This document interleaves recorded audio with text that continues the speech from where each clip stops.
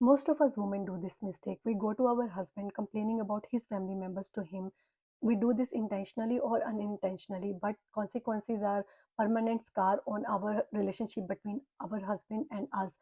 We should not be complaining about his family members to him, but why we should not be doing that and what we should be doing instead. Before I deep dive into that, we have to understand what complaining actually means.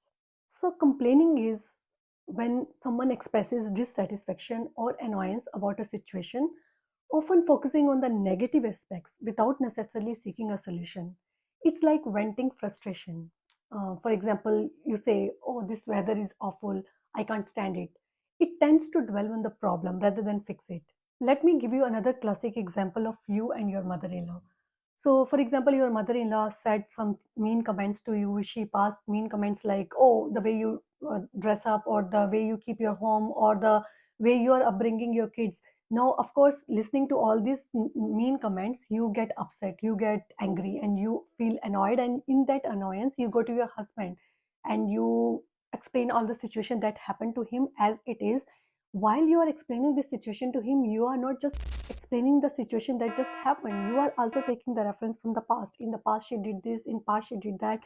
While you are doing all and you are in the complaining mode, here you are venting out what is happening, what just happened.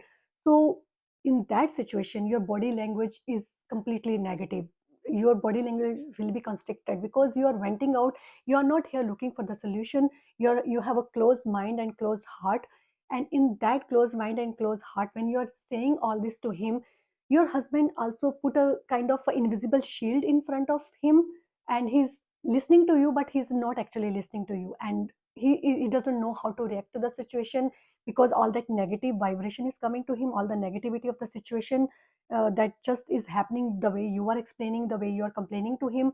It it it feels to him like that you are against his family and his family members, and you just don't like his family members, and he gets angry and he gets upset, and then the dynamics between you and your husband completely change. So he will start opposing the situation, he will get angry, he will say few more mean things to you, or he will just completely ignore or walk away. So because the whole dynamics became so negative, because you were in the complaining zone, because you were venting out, you didn't go to him for fixing the problem, but just to vent it out to him. And it even, instead of making it better, it even worsened the situation, the worsened the whole thing. If you should not complain, then what you should do instead? You should raise a concern. Instead of complaining, raise the concern. Now, what is the difference between concern and between the complaining? Raising a concern, on the other hand, is more about pointing out an issue with the intent of addressing or resolving it. It's constructive, like saying, I'm worried about this project. I might miss the deadline. Can we adjust the timeline?" It's like that. So it's less about emotional release and more about the problem solving or flagging something that needs attention. Now, what is the difference between complaining and the concern? The key difference is the attitude and the purpose. Complaining leans toward grumbling or for its own sake, while raising a concern aims for improvement or awareness. And also, the tone and the context matter too. Complaining can feel repetitive or whiny, right? While a concern usually feel purposeful. So now how will you apply the whole information into the real life scenarios? The classic example between you and your mother-in-law. So let's analyze that. Your mother-in-law passed mean comments about the way you dress up, the way you keep home, or the way you are upbringing your kids, or anything. You feel hurtful, you feel rejected, you feel in pain, upset, annoyed, all the mix of all those emotions. And in that emotions, you're dealing with all those emotions. You want to go to your husband, want to talk to him, but now this time you are going with open mind.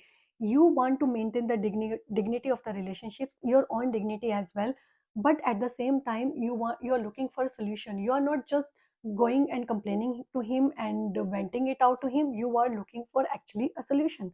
So now you go to your husband, and what your conversation will look like. So for example, you go to your husband and you say, "Hey, I wanted to talk to you something serious. This is actually a concern to me, and I wanted to raise this concern to you. It's about your family members, but because why this is concerned, because I am feeling little hurt the way they say things, and I want to share it to you because you are part and parcel of this family. You know whole family members, they're in and out.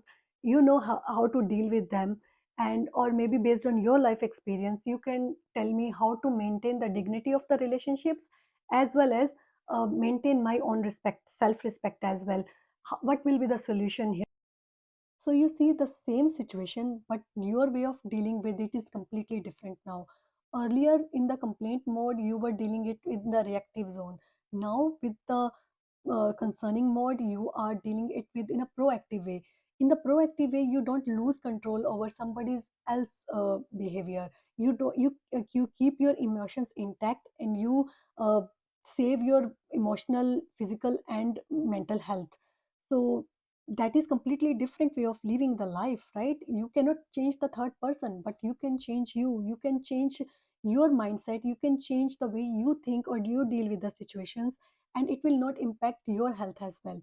So that's it for the today's video. If you find it useful, or you have some different suggestions, or how you deal with it with the situations, please let me know in the comments box below, and I will see you in my next video. Take care. Bye bye.